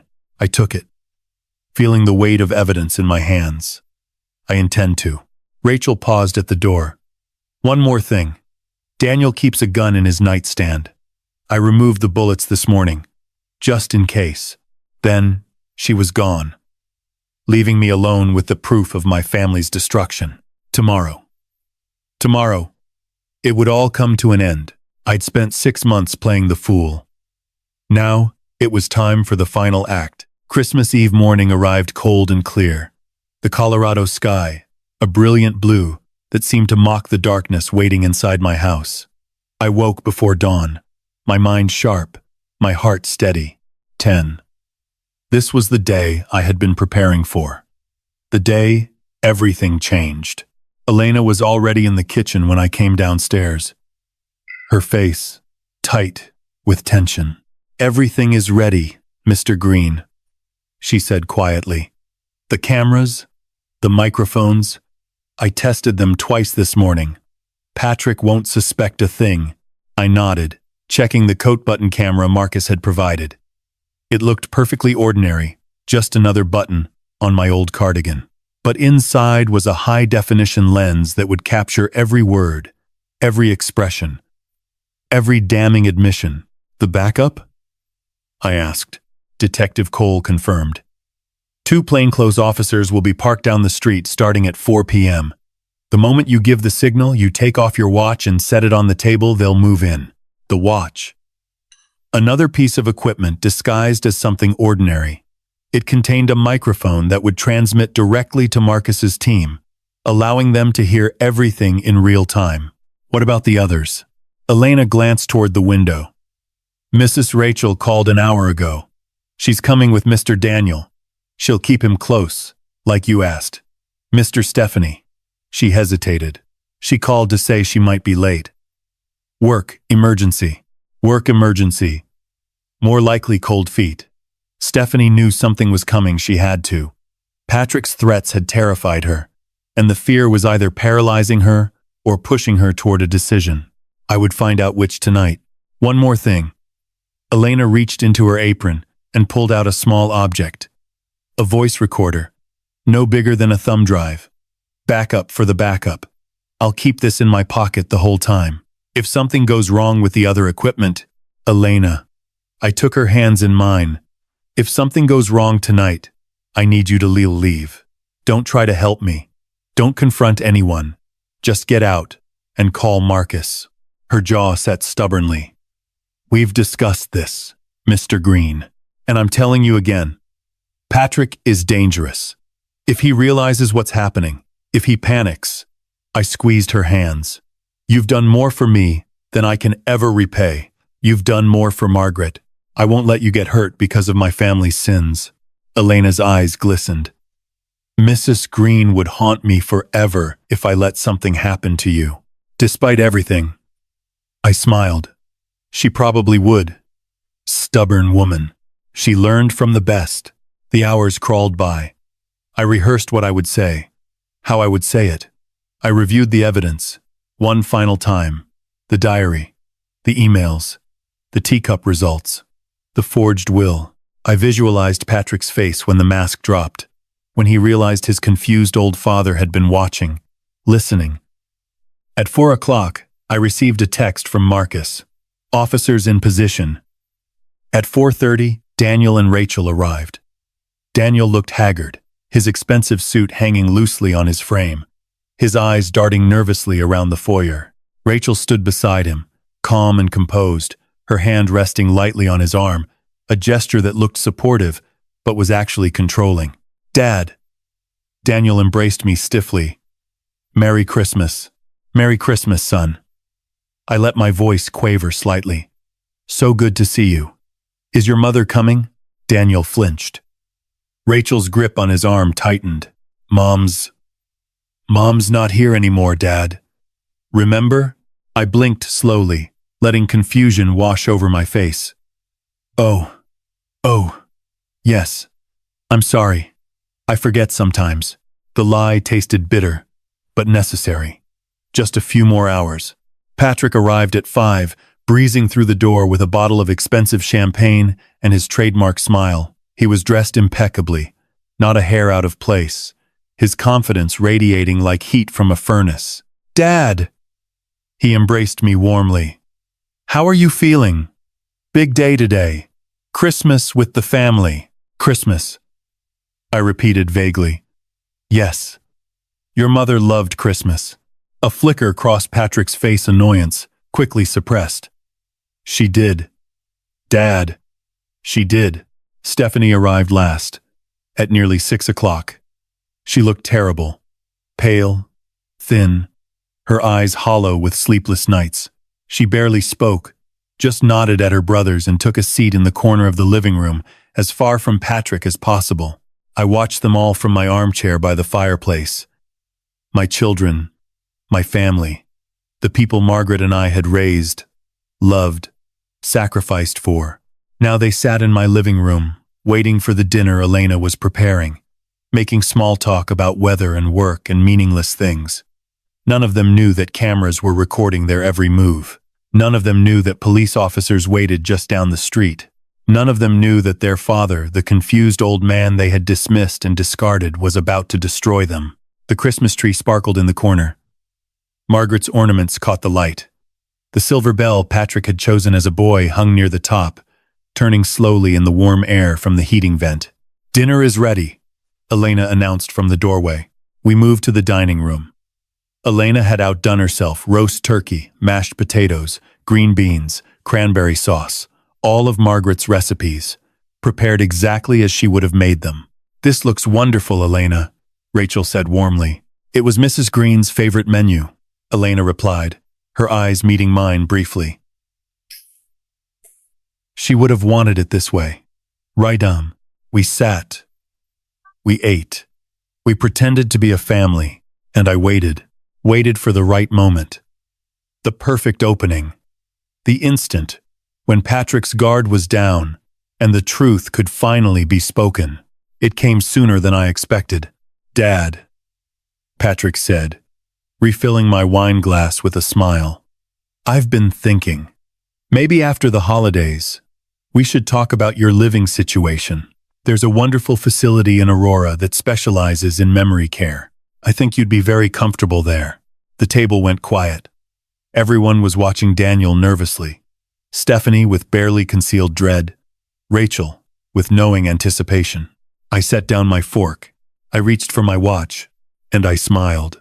Actually, Patrick, I think it's time we talked about something else entirely. The tree was perfect. The food was perfect. The lies were perfect. But not for long.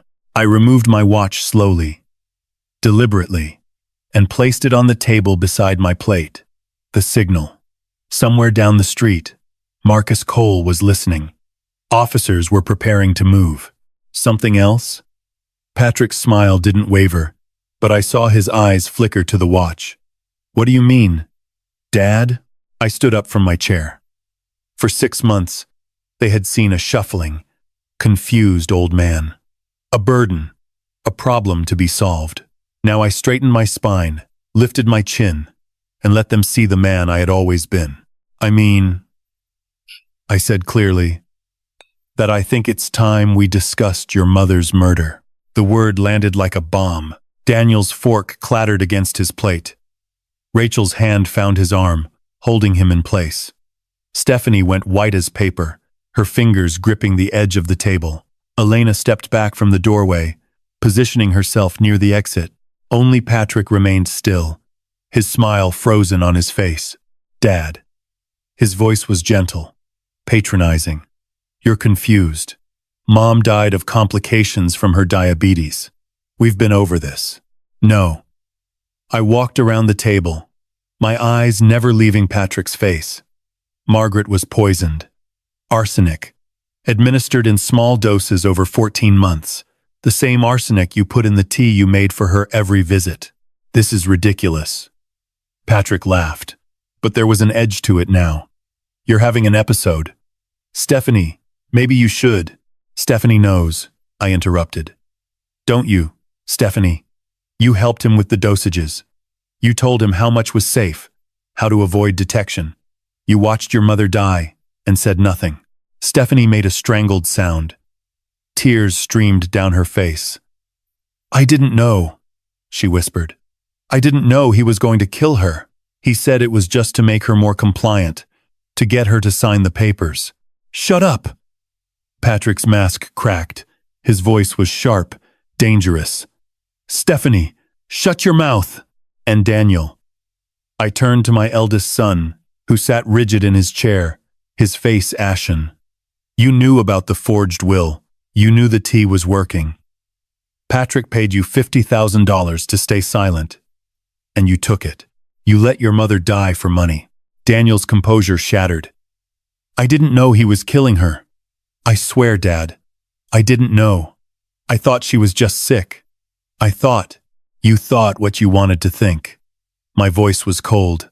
You saw her deteriorating week after week, and you chose not to ask questions, because asking questions might have endangered your share of the inheritance. I reached into my cardigan pocket and pulled out the manila folder Rachel had given me. Emails, financial records, proof. I have documentation of everything. Emails between Patrick and Daniel discussing the will, the tea, my mental decline. Records of Patrick transferring $300,000 from my accounts. The $50,000 bribe. I dropped the folder on the table.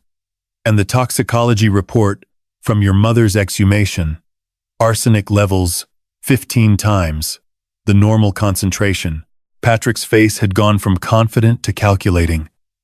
I could see him weighing his options, searching for an escape. You exhumed Mom? Daniel's voice was horrified. You dug up her body? I did what was necessary to prove she was murdered. I turned back to Patrick. Did you think I wouldn't notice? Did you think I was too old, too weak, too confused to see what was happening? Patrick stood slowly, his chair scraping against the hardwood floor. His smile was gone now, replaced by something cold and reptilian. You've been faking, he said quietly. This whole time. The dementia, the confusion. It was all an act. 6 months, I confirmed. 6 months of watching you plan and scheme and congratulate yourself on how clever you were. 6 months of gathering evidence while you thought I was disappearing. Impressive. Patrick's voice was soft, almost admiring. I underestimated you, old man. You underestimated your mother too. She knew what you were doing. She kept a diary. She arranged for her real will to be kept safe, a will that leaves you nothing. Patrick's composure cracked completely. Nothing? Margaret changed her will before she died. The real one is with Harold Simmons in Boulder. Everything she owned goes to a charitable trust. You won't see a penny of it. You're lying. The password is Lighthouse. Her favorite place. The place where she felt safe. Something she clearly never felt with you. Patrick moved so fast I barely saw it. One moment he was standing by his chair. The next, he had grabbed a knife from the table and was lunging toward me. "Patrick, no!" Stephanie screamed. Elena stepped forward, but Rachel was faster.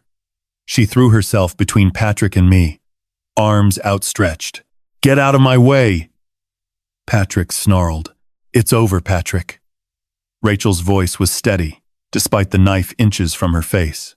"The police are already here. They've heard everything." As if on cue, the front door burst open. Marcus Cole stormed in, followed by two uniformed officers, weapons drawn. "Patrick Green!" Marcus's voice echoed through the dining room. "Drop the knife and put your hands on your head."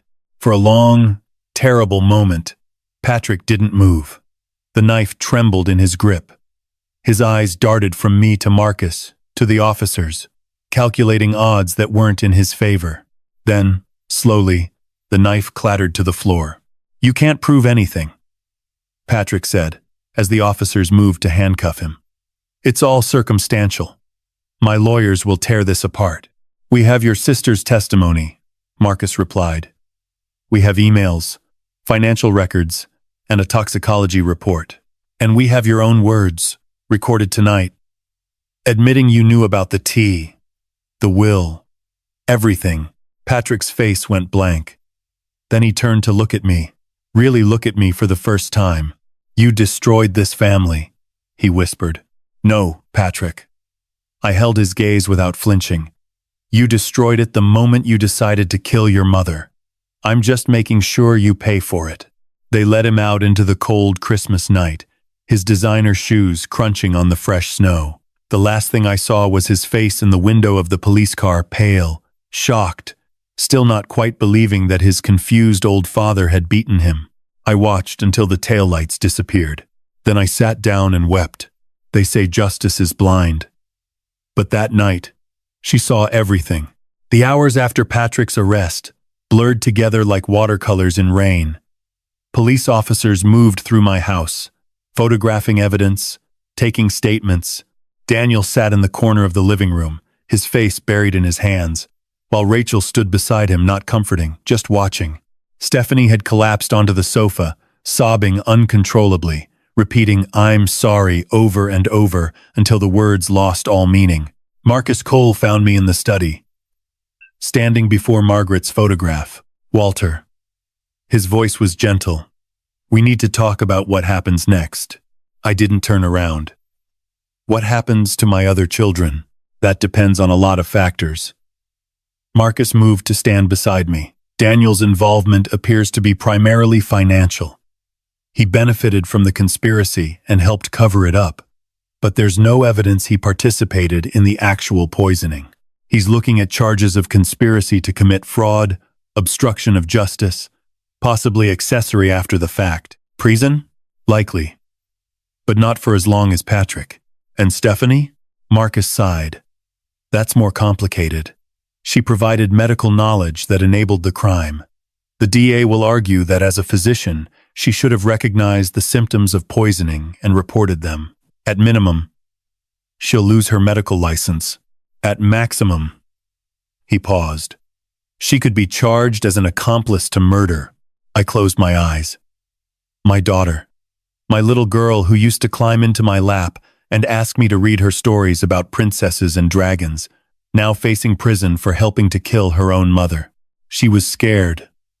I said quietly, "Patrick manipulated her, threatened her. That may help in sentencing, but it won't absolve her of responsibility." Marcus put a hand on my shoulder. "I'm sorry, Walter. I know this isn't the outcome you wanted. What I wanted was for none of this to be true." I finally turned to face him. What I wanted was to discover that I was wrong, that my children were still the people Margaret and I raised. But they're not. They haven't been for a long time. We stood in silence for a moment.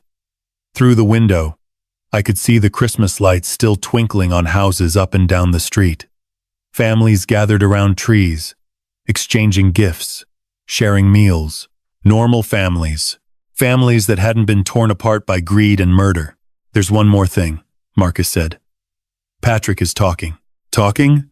His lawyer advised him to stay silent, but he can't help himself. He's blaming everyone, Daniel for being weak, Stephanie for being incompetent, even Margaret for being difficult. Marcus's jaw tightened. He shows no remorse, Walter. Not a shred. He talks about your wife's death like it was a business transaction that went slightly wrong. I absorbed this information without surprise. The Patrick, who had murdered his mother, was not the boy I remembered. That boy, if he ever truly existed, was long gone. What about the real will? I contacted him this morning. Margaret's actual will is being filed with the probate court. Patrick won't receive anything. Daniel and Stephanie's shares will likely be seized as proceeds of crime. Marcus paused. But there's something else in the will. Something you should know. He handed me a document, a copy of Margaret's true final wishes. I read it slowly, my eyes filling with tears. Margaret had left the bulk of her estate to a charitable foundation for victims of elder abuse. She had established college funds for any future grandchildren. She had ensured Elena would receive a generous pension and the legal right to remain in our guest house for the rest of her life. And she had written a letter, attached to the will, addressed to me. My dearest Walter, if you're reading this, then my worst fears have come true, and you've discovered what happened to me. I'm sorry I couldn't tell you directly. I was afraid for you, afraid for our family, afraid that my suspicions might be wrong, but I know you. I know the man you are. I know you won't let this go unanswered. Whatever you decide to do, know this. I don't blame you for anything. Not for trusting our son. Not for missing the signs. Not for any of it. You loved our children the way a father should, completely, unconditionally, hopefully. That's not a fault. That's a gift. I have loved you for 43 years, and I will love you for eternity. When this is over, when justice is done, please try to find peace. For me, for us, find the lighthouse, my darling. Find the place where the light never goes out. Forever yours, Margaret. I folded the letter carefully and pressed it to my heart. Mr. Green? Elena appeared in the doorway, her face streaked with tears. The police are finished. Everyone is. Everyone is gone. Everyone. My children, criminals, and accomplices, all of them had been taken away. Daniel to be questioned further. Stephanie to the hospital, where she'd been placed on suicide watch. Patrick to a cell where he would await trial. The house was empty. Silent. Just me and Elena and the ghost of the woman I had loved. Thank you, Elena, I said, for everything. None of this would have been possible without you. She shook her head. Mrs. Green deserves the thanks. She saw the truth when no one else did. She left the clues for you to find. Elena wiped her eyes. She believed in you, Mr. Green, until the very end. I looked around the study at Margaret's books, her photographs, her grandmother's writing desk, where she had hidden the diary that had exposed everything. She always was the smart one, I said softly. The Christmas tree still glittered in the living room. Margaret's ornaments still hung from its branches. The silver bell still turned slowly in the warm air. But the house felt different now. Emptier. Older. Justice had been served.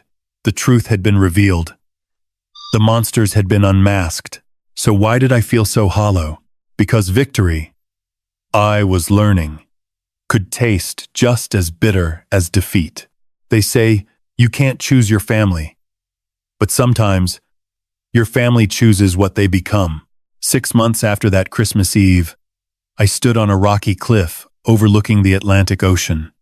The wind whipped my coat around me, carrying the salt spray of waves crashing against the shore below. And there, rising from the headland like a sentinel against the darkness, Margaret's lighthouse, the place where she had felt safe, the place where the light never went out. I had driven here from Denver 40 hours across the country, through mountains and plains and endless stretches of highway. Elena had offered to come with me, but I needed to make this journey alone. Some pilgrimages require solitude. The trials were over now. Patrick had been convicted of first-degree murder and sentenced to life without parole. He had shown no emotion when the verdict was read, just stared at me with those cold eyes. Eyes I no longer recognized as belonging to my son. Daniel received 8 years for conspiracy and obstruction of justice. He had wept when they led him away, apologizing over and over, begging for forgiveness I wasn't yet able to give. Perhaps someday, but not today. Stephanie had cooperated fully with prosecutors, her testimony helping to seal Patrick's fate. In exchange, she received a suspended sentence and 5 years probation. She lost her medical license, her marriage, her reputation. She sent me a letter last month, 12 pages of apology and explanation, trying to make me understand how fear had paralyzed her. I read it once. I haven't responded. Rachel divorced Daniel before his sentencing. She came to visit me before she left Denver, bringing flowers and a bottle of Margaret's favorite wine. We sat in the garden and talked about the woman we had both loved, she as a daughter-in-law, I as a husband. When she left, she hugged me and said, "Mrs. Green would be proud of you." I hope she was right. The lighthouse beam swept across the darkening sky, its rhythm as steady as a heartbeat. I watched it turn, remembering.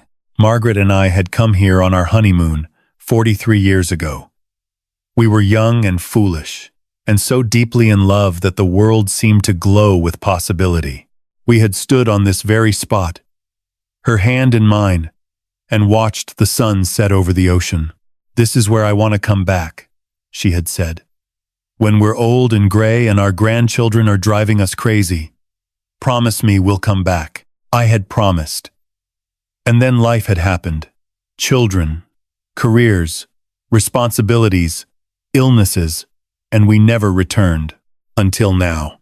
I reached into my coat pocket and pulled out the small brass urn I had carried across the country. Margaret's ashes. After the exhumation and the forensic examination, this was what remained of the woman who had shared my life for 4 decades. "I brought you home, sweetheart," I whispered. "Just like I promised." The wind seemed to gentle as I opened the urn. I tilted it slowly, watching Margaret's ashes catch the breeze and drift toward the ocean. Some settled on the rocks. Some disappeared into the waves. Some rose into the sky, carried toward the lighthouse that had always meant so much to her. "I found the truth," I said. "I found everyone responsible. And I made them pay." The lighthouse beam swept past, illuminating the tears on my face. "But it doesn't feel like victory, Margaret. It feels like loss.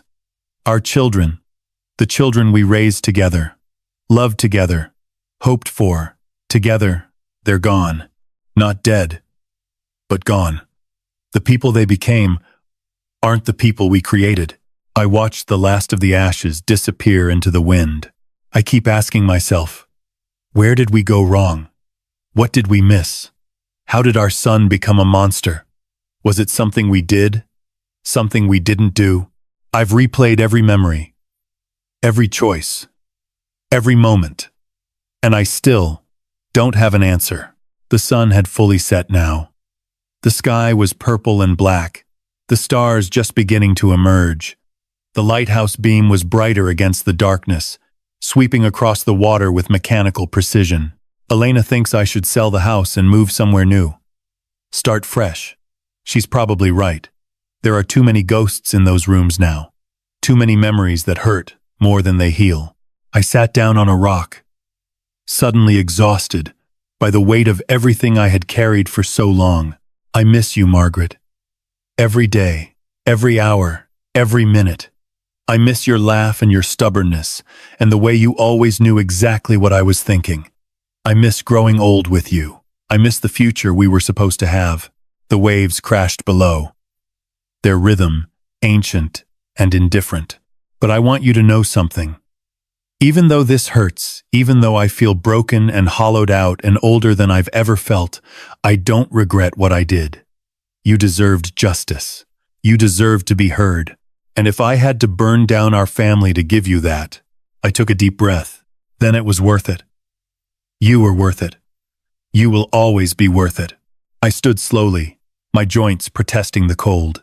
The lighthouse beam swept past one more time, and in its glow, I could almost see her. Margaret, young and laughing, her hair streaming in the wind, her eyes full of the love that had sustained me for 43 years. I'll find peace, I promised her. Eventually, like you asked, I'll find a way to live with all of this. I'll honor your memory by doing something good with whatever time I have left. I pressed my fingers to my lips and then held them toward the lighthouse. Goodbye, my love.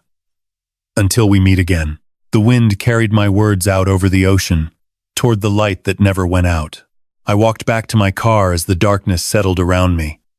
And for the first time in nearly 2 years, I felt something other than grief and rage and bitter determination. I felt hope, not much.